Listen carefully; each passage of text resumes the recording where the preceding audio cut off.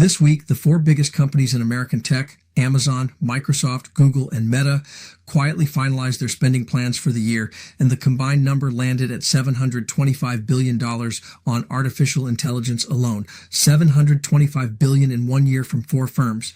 And the same week here at home, Canada's flagship AI champion, Coher, the Toronto company Ottawa keeps calling our national answer to Silicon Valley, confirmed it's building its big domestic data center on a project worth $725 million, same digits, 1,000 times smaller. That's the entire Canadian dream, sitting at 1/1000th of what four American companies spend before lunch. And there's one number buried in a Toronto venture firm's own study that nobody in Ottawa has ever read out loud, because it tells you exactly how many of this country's best companies have already quietly packed up and crossed the border.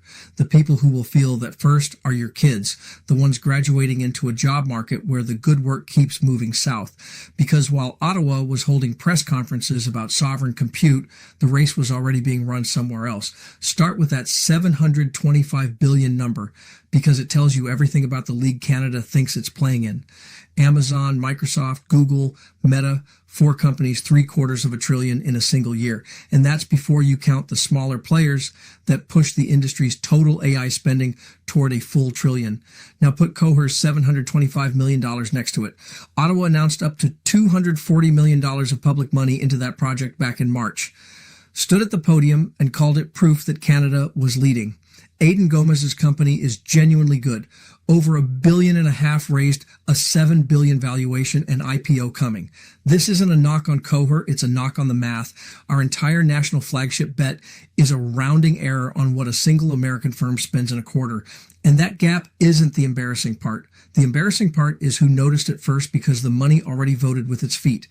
Canadian AI companies raised $2.5 billion in 2025. By April of this year, the new money for the entire sector had collapsed to under $1 billion.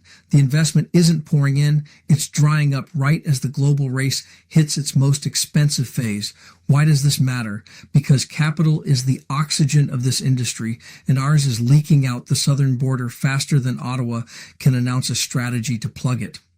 The people building the Nexco here already know which side of the border the money's on, and we're going to get exactly where they went. But the scale gap isn't even the number that should scare you. The one buried in that venture study is worse. Remember that number Ottawa never reads out loud? Here's what it actually counts. A Toronto venture firm called Leaders Fund went and tracked nearly 3,000 Canadian-led high P potential startups over a full decade, the companies most likely to become the next Shopify, the next Coher, and they asked a simple question: how many of the ones launched recently are still headquartered in Canada? Now, you'd assume the answer is most of them. A few years ago, it was better than 2 out of 3. 67% stayed home, so the honest guess is that it slipped a little. Maybe it's down to half. It isn't down to half. Of the high potential Canadian startups launched in 2024, just 32% were still headquartered in Canada. That's not a typo.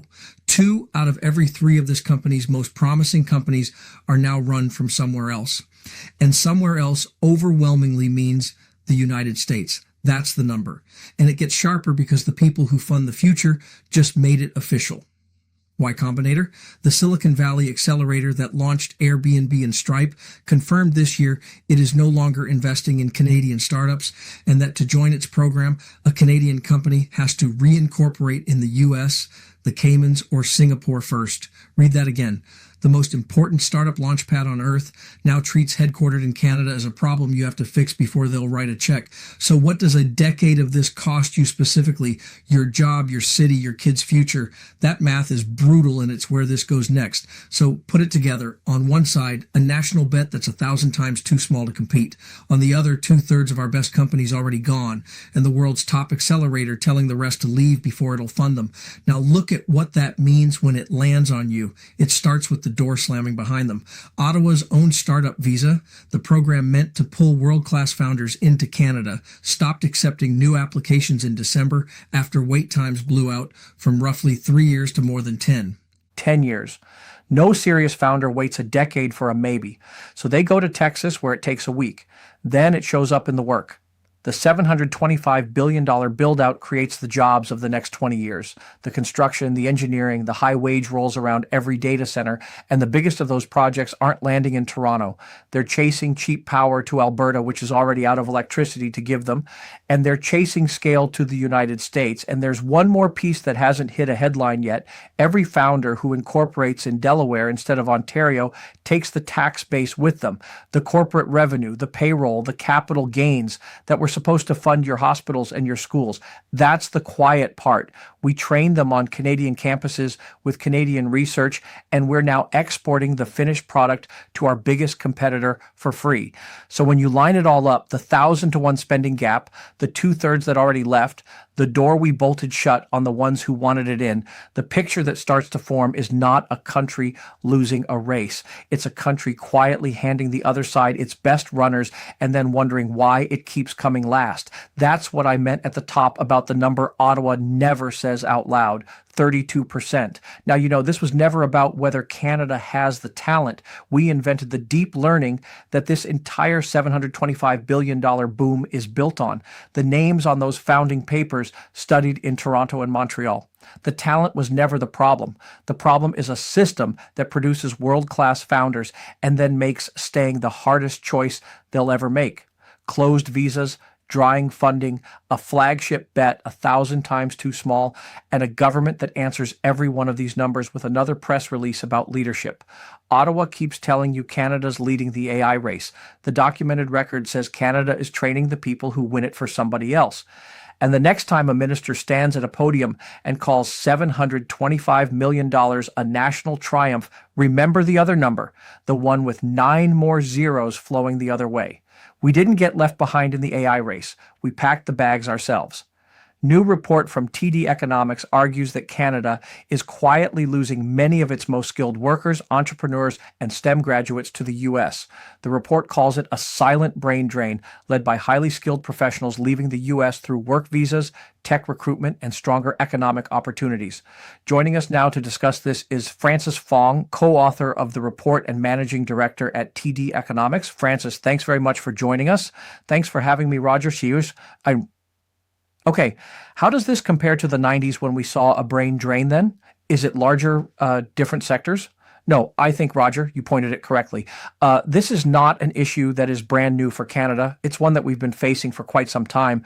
The reason we wrote this report, however, is to highlight the fact that, we're sort of in this moment in time right now with our relationship with the U.S. sort of deteriorating us, trying to sort of diversify our trading partners, to highlight the fact that, we are still not really all that competitive. Our productivity growth is quite low and has been for a few years now. And so banging this drum about wanting to raise this issue around competitiveness, that was the goal of this.